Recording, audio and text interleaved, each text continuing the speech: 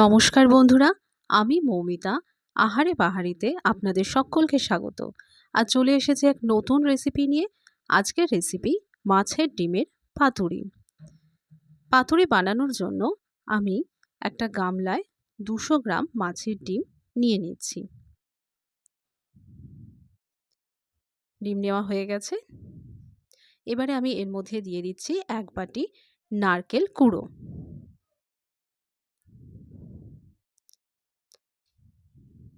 এরপর আমি এর মধ্যে দিয়ে দেব সর্ষে বাটা। এখানে আমি 50 গ্রাম কালো সর্ষে এবং 25 গ্রাম সাদা সর্ষে বেটে রেখেছি। এরপর দিয়ে দেব পেঁয়াজ বাটা। এখানে আমি 100 গ্রাম পেঁয়াজকে বেটে রেখেছি। পেঁয়াজ বাটা দিয়ে দিলাম।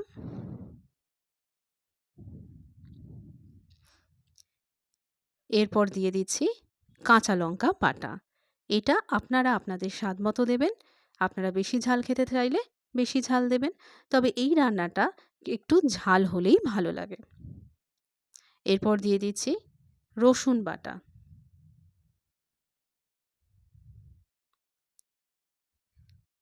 এরপর এই সমস্ত জিনিসকে আমি হাতা দিয়ে ভালো করে মাখিয়ে নেব। মাখানোটা বেশ ভালো মতো করতে হবে। 2-3 মিনিট ভালো করে নাড়িয়ে নিতে হবে। এরপর আমি এর মধ্যে দিয়ে দিচ্ছি নুন।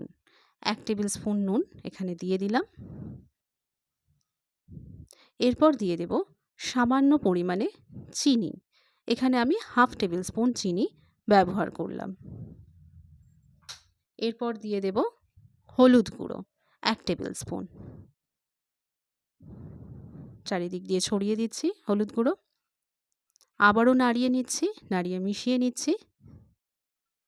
এরপর দিয়ে দেব সর্ষের তেল।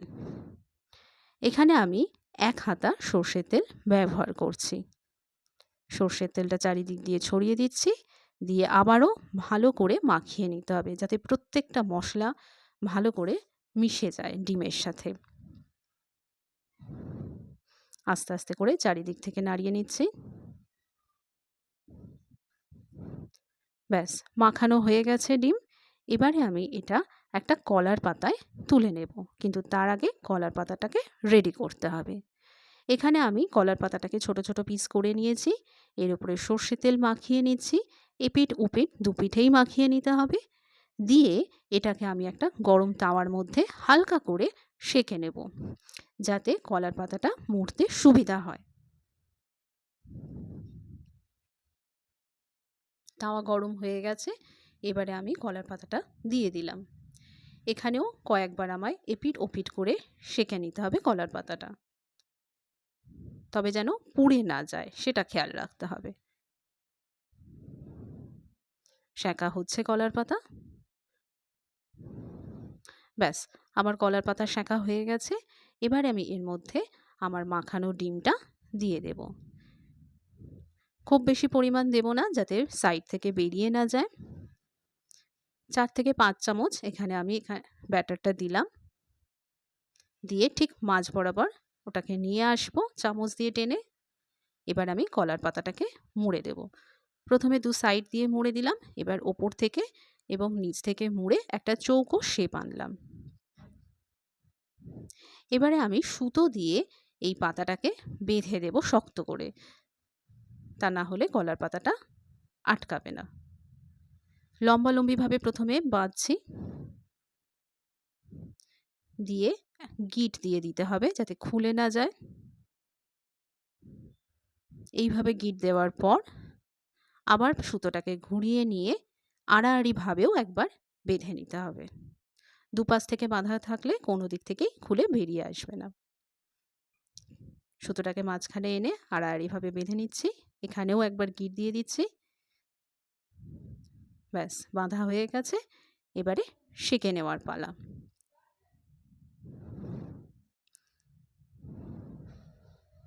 দেখতেই পাচ্ছেন কিভাবে বাঁধা হয়েছে। তাওয়া গরম হয়ে গেছে। এবারে আমি এর মধ্যে সর্ষের তেল দিয়ে দিচ্ছি। সর্ষের তেলটাকে আমাকে তাওয়ার চারপাশে করে নিতে হবে। আপনারা চাইলে এখানে একটা ব্রাশও ব্যবহার করতে পারেন, করে চারিদিকে তেলটা লেপে নিতে পারেন। এবারে আমি আমার কলার পাতায় বেঁধে রাখা মাছের ডিমটাকে এই তাওয়ার মধ্যে দিয়ে সেঁকে নেব। আস্তে আস্তে বসিয়ে দিচ্ছি।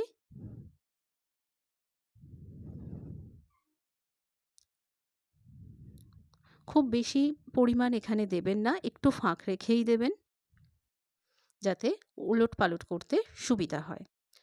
কারণ একটা পিঠ সেঁকে নেওয়ার পর আমাকে আরেকটা পিঠও সেঁকে নিতে হবে উল্টে। বসানো হয়ে গেছে। এবারে আমি টঙের সাহায্যে এটাকে আরেক পিঠ উল্টে দিচ্ছি। কলার পাতার কালারটাও অনেকটা চেঞ্জ হয়ে গেছে। এইভাবে 2 থেকে 3 বার এপিঠ ওপিঠ করে সেঁকে নিতে হবে।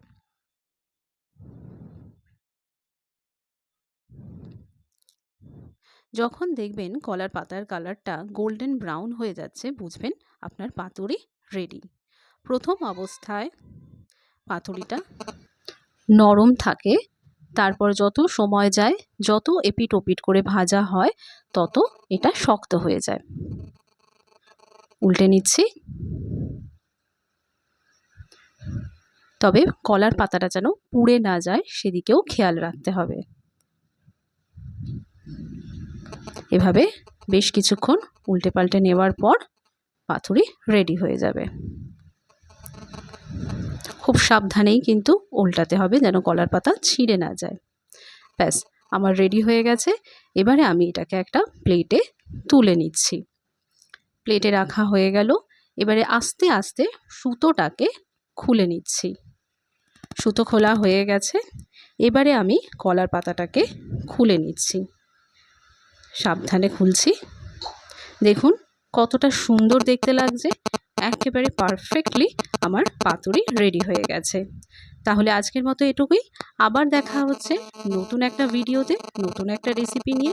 আমার আজকের রান্নাটা কেমন লাগলো সেটা কিন্তু কমেন্ট সেকশানে জানাতে ভুলবেন না। আর এরকমই নিত্য নতুন ভিডিও পেতে আমার চ্যানেলকে অবশ্যই লাইক, শেয়ার এবং সাবস্ক্রাইব করবেন। ধন্যবাদ।